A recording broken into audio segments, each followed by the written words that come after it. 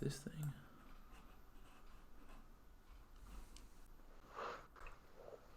Alrighty, we are live. G'day guys, welcome once again to the Tripod where we break down every single NRL game every week from a betting perspective. And what a week it has been. What a couple of weeks it's been, actually. The best couple of weeks in pod history, I'm pretty sure. 15-1 on best bets this week. Up 35, more than 35 units in multis just this week alone. And we are on a 40-win, 3-loss best bet streak over our last 43 bets. Absolutely epic. We've pretty much done over the last couple of weeks what the Eels just did to the Broncos. In this case, we are the Eels. The bookies are the Broncos. Just a quick recap of our season so far. If you'd put $100 on every single one of our single bets, you would be up over $6,200. And if you'd put just $50 on every single one of our multis, you'd be up nearly $2,500. Absolutely epic week, Jacob. How are you feeling? Yeah, good, thanks, mate. How'd you go with less footy to watch? There was only 4 games. I found myself watching NRL Women's League. I watched Jesus Christ, Queensland mate. Cup, and I'm not going to complain. Actually, I was really impressed with the Women's League, and I threw the game in a multi. As we know, when you don't, if you're not that interested in a sport, have a punt on it. It becomes a lot more interesting. And I was on the New Zealand Warriors, and we got an upset win over the Roosters yesterday. I thoroughly enjoyed it. Watched my Sunny Coast Falcons win today. They played East, and both those teams feed the Storm, and they're both loaded with basically Storm contract players. So that was a quality game. Come from behind win for the Sunny Coast Falcons that have only lost once this year. And of course, we had a mixed bag in the NRL too. We had, really only one game truly down to the wire, and then 3 comprehensive victories. Now, you're going to hear a lot of people talk about the NRL this week, and they're going to say, oh, the Roosters were too good for Bunnies. Oh, we knew the Raiders could upset the Storm. Oh, I knew Des could get Manly to upset Sharks. Oh, I knew that the Eels would be too good for Brisbane. Everyone says they knew after the game. We're here telling you we knew that was going to happen, but we put our money where our mouth is because we're here on a Wednesday. We've got all the best bets that we gave you guys to prove it, to back it up. Yeah, absolutely, mate. Absolutely epic weekend, and we are on a hot streak of all hot streaks. And, as we know, don't go crazy, guys. This doesn't happen every week. If you've just joined the pod in the last couple of weeks, this isn't normal. We do win more than we lose, but 40 wins and 3 losses is not going to be the trend continuing forward. So I would like to say, and a lot of you probably won't do it, but just be, a little bit mindful of your bankroll and stick to your bankroll management and that, because as we know with punting, there are ups and there are downs. But certainly if you have stuck with us throughout the entire season, you are reaping the rewards. Now, let's move on to the game that we just saw, Jacob. The Eels absolutely flogged the Broncos 58 points to 0. We did have 3 best bets on the game, and we sweep it 3-0. It's hard not to sweep when the team that you're on, holds the Broncos to 0 and scores 58 points themselves. Very impressive performance from the Eels. They dominated from top to bottom. I thought their forward pack, we thought that was the only strength of the Broncos that they could match, and possibly beat the Eels in, was the forward pack. But that Eels pack absolutely dominated them. The halves were just much better all over the park. Mitch Moses with a double. His kicking, is a little bit of cause for concern, but he has been relatively good all season long. And I did want to bring up one thing. Commentators kept mentioning, people laughed at me when I said Reid Marnie should have been the Queensland hooker for State of Origin, but he had himself a day. And the commentators kept mentioning about just the width of his passes and just the Eels team in general. But it's something that other teams can learn from, that's for sure, because I've said a lot of times, especially with teams like this Broncos side, they really struggle to get out of their own half a lot of the time. It's just one off the ruck, short passes, and the defense can kind of collapse in. But when you have, a hooker like Marnie there just absolutely firing bullets, 20 metres, sometimes more, from dummy half, not only does it open up space on the outside, but it tires out the defense as well, because the entire line has to get up, and it's not just, a 20-metre, area in the middle where they actually have to get up. So really, really impressive performance by the Eels, and that will give them a lot of confidence. They'll need it going into next week with the Storm. Oh, I'm thoroughly impressed with Reid Marnie. And if you think about the fact that Queensland picked Hunt, he did okay, in the two close games. But Marnie was the form, Queensland hooker through the year that's eligible for Origin anyway.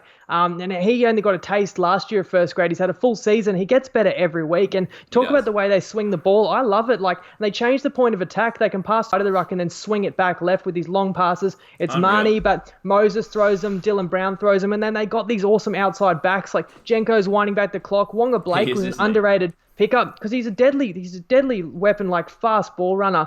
When he gets a little bit of space, they give him early ball, and of course the two wingers, probably your best winger combo in the comp in Sevo and Fergo. Yep. And Moses, it really seems like the game is slowing down for him. You're talking about his kicking, his goal kicking is an issue. I think he kicks at like 14% when we bet on the Eels, and he kicks at 95% when we don't. It seems like that.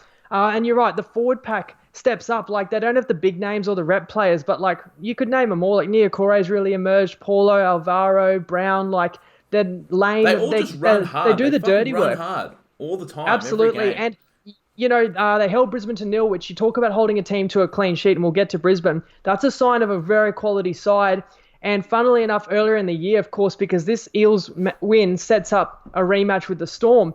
It was the Storm that beat the Eels 64-10, and it's okay because we were all over the Storm that night at Suncorp. And people said these teams are poles apart. They can't win the comp if you concede more than 50 in a game. Yeah. Isn't it crazy? They're going to meet again this weekend, and the Eels have every chance. They are firing on all cylinders, and, that's going to be such an exciting match. But what a great sweat-free way to end the round, because that cashed 100%. out 15-1 4-leg head-to-head. We picked all 4 head-to-heads correctly. I just want to read them out. So 15-1 head-to-head. You bet While multi you read them $4. out, before you read them out, I've actually got a graphic. I'll put them up. You can read them. Okay, I'll keep reading, but it'll be in different order. But all we won good. a same game multi on every game. So $5 on the Friday night, $3.40 on Saturday, $4.20 Saturday, $4.78 just now. We won our special $7 in-game multi or same game multi that we offered doing on that again. for Saturday night, but we can get to that with that game. We missed out on our 43-1 by 3 points in the AFL. So just right for taking AFL leg, but we did pick one of the two games, and then we had the Lions. They lost by 3. That was for 43-1. That's really the only blemish on our season. Now, just a quick post-mortem of the Broncos. Everyone talked about the forward pack, and everyone just forgot that Pangai Jr. was still suspended. That wasn't full strength. Let's remember they let James Roberts walk. They let Nikorima walk. Jack Bird is making nearly, $800,000 a year. He got injured for the season, so they were not at their full strength. They could never solve the issue with the halves. But when you lose 58-0 and get utterly embarrassed, even though they would say that making the finals with a relatively young squad is a good achievement, the manner in which they lost honestly brings up Seabold's job security. Like, that leaves such a foul taste in the mouth. They would have rathered the Sharks and Tigers drew last week, honestly. But I guess that's enough about Brisbane. Yeah, that is absolutely enough. I'll tell you who else is on $800,000 a year is Darius Boyd. Let's move on to the Roosters beating the Rabbitohs 30 points to 6. As we said earlier, well, we got every single game right this week, but we did like the Roosters in this one, and they did just show that they are too good. I know, people have been raving about the Storm for a few weeks now. Historical team, only lost by a combined 8 points during the regular season, but we've kind of always been, and I don't know about you, Jacob, but I feel like we've always been in the camp that the Roosters are still the best team in the comp. They are the most talented roster, and they really showed it in this one. The Rabbits, obviously not fully healthy and a bit battered and bruised from the game that they played against the Roosters the previous week. But yeah, the Roosters just one of those teams where I think you said it a few weeks back, Jacob, they do look like they have been in third gear pretty much the entire season. They know what it takes to win a premiership, and I think they have been kind of coasting throughout the year. They've been resting players for various games throughout the year, making sure that they are healthy for the finals. And now they are completely healthy, and they stepped it up another gear in this one, and they just looked way too good for the Rabbits. And I guess for the Roosters, they get the week off, and next week, that's actually an interesting game. Everyone kind of wrote off Manly, and we'll get to that one obviously as well, but Manly's a fighting chance against this South team that looks like it's struggling down the stretch. That's going to be a really interesting game. Yeah, quick side story. You guys know I went to Europe during the season, but I had the Watch NRL app, and I remember I had a bit of free time on the beach in Italy, and I'm like, all right, I'm going to chuck on the NRL. What game have we got here? Oh, Cowboys Roosters. This is going to be boring as Roosters will thump them. I watched it, and if people can recall, I think the final score, the Cowboys win it 15-12? 13-12. 15-12 Yep. was it?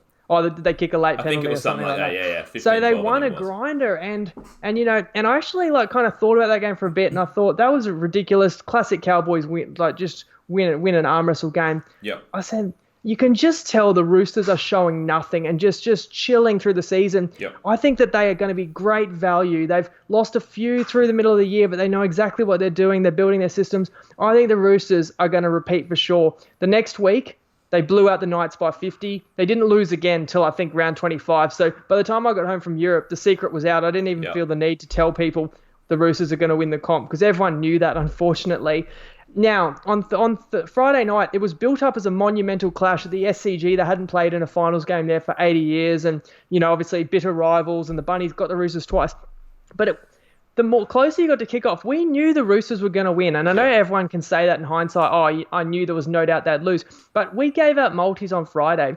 We still threw the Roosters in there at, $1.27. And you guys know that we don't just throw a leg in there for nothing. Like, if the odds move too far on a side we like, we'll leave that out. We do not want to get the worst of it. But the more you thought about it, you just go, how can they not win this? Especially with Warrior Hargraves escaped suspension. He was great for him, laid the platform. They massively missed Burgess. They missed Gagai, and that's a couple of key guys that will come back into the Bunnies. They're not without hope, to be honest. That second half, they set a bit of pride, and with two very key, rep players coming back into the side, they have a chance. As you say, the Roosters pretty much are full strength because even Jake Friend has been back at practice and in contact sessions. He gets 2 weeks to go now, so he's going to come back into this team too.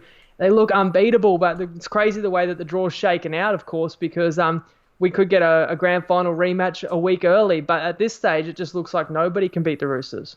Oh, 100%. And even if Friend doesn't come back, Verrills has been doing a job there, that's for sure. He's been very solid. Next up, what was probably the most surprising result to the majority of the Australian public was the Raiders beating the Storm 12 points to 10. We had 4 best bets on the game, and we win all 4. We did really like the Raiders here. I guess, like we've kind of been saying all year long, this Raiders team is completely legit. And I know that people have been saying that, like I said before, Storm, historically good, regular season, etc., etc. But this Raiders side, honestly, and it's probably not quietly flying under the radar, especially not anymore, but you just look at their body of work over that 25 weeks, and they did not put a foot wrong. We thought that they could get into a grind, and pretty much the game unfolded exactly as we thought it would. We thought it would be an arm wrestle. Definitely didn't think there'd only be 3 tries necessarily, but look, that Raiders defense is solid. It's been a top 4 defense all year, and they showed it. They only let the Storm score 1 try,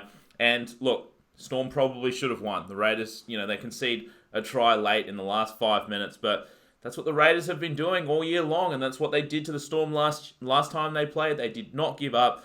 Ricky Stewart has them firing on all cylinders. I don't know what has gotten into them because they have completely flipped it from the last couple of years, that's for sure. So, look, I feel bad, honestly, for people that throughout the season have been throwing, or at least for the last 6 weeks of the season, were putting Storm v Roosters grand final as a bet because it looked almost certain. A few weeks ago they were going to finish 1 and 2. I know a lot of people in the group put those bets on, and now that is impossible. And it is, it's going to be an uphill battle for the Storm from here. That's for sure. It's a tough run. But Raiders, very, very impressive. And we did tip Roosters, Storm, Quinella to meet the grand final at $7 odds. But okay, it's okay because we tipped that last year. And that came through. We never found a good value for Quinella. We knew the threat that the Raiders were. And you know why they're good this year? Because they got talent. That's what Ricky Stewart said in his post-match conference. He goes, I've got talent here. Everyone says in past years I can't coach, but no disrespect to my past players, but now I've got talent. Like, get your hand off it, Ricky. Ricky, you had a good team that, was a shade away from making the grand final in 2016. Yep. Pretty much the same team came back, and it was the same team that would mentally capitulate and fall away at the end of games in 2017 and 2018. And since Hodgson's got there and got established, and I know he had like an ACL 1 year, and we've talked about the recruits that have made them even better. But Ricky, you can't only have credit when the team does well and then have no ownership when they do badly. It was weird the way that he's gone on about talent. Like, just G your boys up. That was bloody absolute guts effort. Now, we're a betting podcast. Let's talk about the late market move. The money kept flooding for the Storm, which is funny because we loved the Raiders, and I thought Raiders at $3 was good value to win. We gave that out or in our multis and stuff. They closed $3.50. The money just kept coming. The line got to 8.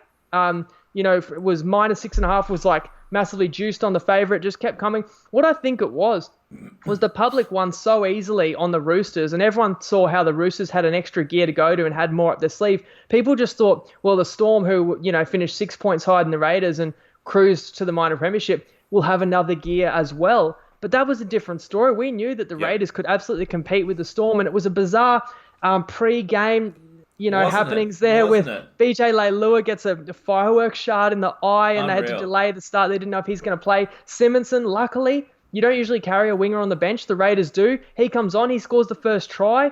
Then Kotrick gets this face injury, which I'm hoping with 2 weeks to go he'll be okay, but a brutal, bad face cut like across the nose, maybe broken nose. He couldn't continue. I mean, that's a rep, probably their best backline player out. Luckily, then Leilua had to come off the bench and play. And I'm not going to say that the Raiders were lucky to win this game. At the end of the day, the Storm scored 1 try, and it was off a bomb. Great athletic play by Vunivalu, but that's the only try. Like, we've got to figure out what's wrong with the Storm. Munster has not looked quite the same. I know he sat out last week. I wonder how much that shoulder is bothering him. Did they miss like a guy like Christian Welsh? I know they got so much depth, but you wonder, even a guy like Kalfusi, I don't know if he got any rest. He was one of Queensland's best forwards. Was he a bit worn down from Origin? Like, they are no guarantee to beat the Eels, and that is going to be such a good matchup, Nick, as we look forward to the end. Of course, we'll fully dive into that one on Wednesday. But yeah, can't wait for that one. And the Raiders, it's broken perfectly for them. Now they're a prelim. They get to play at GIO, 2 weeks off, and they know that they can get to the grand final without going through the Storm or the Roosters, but they deserve it. And honestly, if you had to choose one team from the top 4 and you had to choose one team from 5th to 8th to play in the semi, it would be Souths and it would be Manly, a not fully healthy Manly. So that's what the Raiders have to look forward to. And to be honest, well deserved, because they have top to bottom had an epic season without any lulls like the Panthers have, that's for sure. Just because we've got a tiny bit more time, there was a couple more points I made on the game. One was the Storm got a penalty right before halftime to pull it back to 6-2, just edged them closer. Yep. Then they scored the try off the bomb, so they get it to 6-all. Then they got a penalty the very next set, 8-6, and you're worried, oh no, now the Raiders can't just win the game with their defence. They have to score again. Then the Storm got another penalty, and I thought you tap and go there because they've got a little bit of a roll on. They've got the Raiders a little bit, off balance. If the Storm could go up 8 points, they could win the game. They chose to take the 2 again and extend the lead to 10-6. And of course, that's the amount of points the Storm ended on. That was curious. One other masterstroke by Ricky, moving Papali to the bench. I felt that their forwards handled the Storm early, and they really got a lift when they brought Papali, who's their best forward, brought him on 20 minutes into the contest. So I like that move by Ricky. Overall, awesome performance by the Raiders. Yeah, definitely. I guess one thing we didn't touch on was just the bad call at the end, and a lot of the Storm fans will say, they would have scored on that set and stuff, and it was a bad call, really. Like, they would have had a full set, pretty much a full set, right? There was enough time on the clock, on the 40, so unlucky there, but there's been bad calls. Yeah, no, we should talk about that. Just because we won, we shouldn't ignore that, because if it had been the other way, we probably would be blowing up. Now, It does pay off because as a touch judge, you should only put your flag up if you're certain he's out. So if it's 50-50, if you're not sure if they're out, let the boys play. So that annoys me that he's put his flag up for something that he didn't see because it didn't happen. I'll give a little bit of credit to Jared Croker because the hand went near the sideline and Croker sold it well. He pointed right over and the touchy hesitated and then thought, his hand did go close. And Croker's appealing for it and he kind of got bullied into it. And the Storm would have got one last set to have a crack. So it would have given him a chance. But at the end of the day, we had the +8. Yeah, we were fine. The only thing in contentions was the head-to-head result, but the Storm scored 1 try for bomb all night, so they can't cry about being denied one last set there. And you have to ask the question that, we've spent millions of dollars on the bunker. That is, in a huge, finals game, final minute, is that where, the bunker has enough time to step in and make the correct call there? At the end of the day, that's what the fans want, is the correct call. It's an interesting one. If it's a dead ball, then in theory it doesn't take long to quickly review it. Or then that brings up the whole question of, captain's challenge and stuff. Right. And I think Which in the I think future is a fine idea. we'll It's a get great there. idea. We will get there. You can't bloody video review every moment, but yeah, there is probably room for improvement. Yeah, absolutely. And then the last game we'll go through is Manly beating the Sharkies 28 points to 16. We had 4 best bets on the game and win all 4. Plus, like you mentioned earlier, Jacob, Bet Easy asked us to make them a same game multi for this game. We did one at $7 odds. I reckon there was probably at least 100 people or maybe even more that would have got on this bet in the group and in the app. Manly to win by 1 to 12 points and the Sharks to score 11 to 20 points. That one wins. That's one of the times where a late try has actually been a benefit to us. So very, very good. Don't you love it? What a try as well. Oh, the what a chip try. and chase and the gather and Morris. Oh, it was beautiful. It was a thing of beauty to bring that home. Look, people were writing off Manly. Lost Tommy Turbo and obviously we'd pretty much written them off in terms of winning a premiership here. But, you lose Turbo, that's a huge loss. Then you lose to Powell. But, and they lost a few other forwards as well. But we've kind of been saying about this Sharks team, look, they are very, very good. And look, we're not going to sit here and say we knew Manly was going to definitely win this game.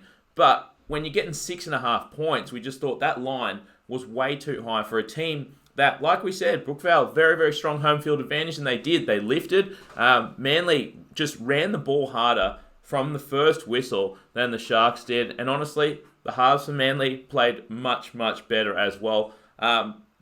Mention to Moses Sully, he had himself a game. And Gallon's last game ends in absolute, catastrophe, I guess. So Gallon's out of here. Unfortunate for him, because I really do think that if the Sharks roster stayed healthy for the entire year, which they just had so much bad injury luck throughout the year, and maybe it just is their roster construction. They just have a lot of injury-prone players. Sean Johnson, Matt Moylan, Dugan, just players that get injured all the fucking time. But I think if they didn't have so much bad injury luck, they could have contended here. But really, really good performance from Manly. And look, we've got 6 teams coming into the finals that are playing some really good footy, especially these 5 to 8. Manly and the Eels are playing some good footy down the stretch when it counts. So we'll see how they go against South next week. But by all means, Manly has a punter's chance against South next week. So there should be a cracking game. And it's also an awesome rematch because Manly will probably tell you that was their best win of the season. The game that they won many, many months ago in Golden Point, where Turbo actually got injured in that game. So they, by rights, they didn't really win with Tommy Turbo that day because he got injured first play of the second half. And the Bunnies took the lead and the Manly were out on their feet. I think they lost another 1 or 2 players off their bench. They were dead to rights there. They came back and won it in extra time with just sensational defense throughout that game. Oh, yeah. That's what they're going to need to do again. So 6 very deserving teams are progressing, but that's Manly style, is that they don't beat themselves. Huge, absolutely right. They hunt and they were the hunt and everyone that was been every bit as good as Tapau this year, and he was monstrous. And so to get Marty back is huge. They still made. Yeah, we will break game up preempt we might let one yet, but I can't wait for this Bunnies Manly game.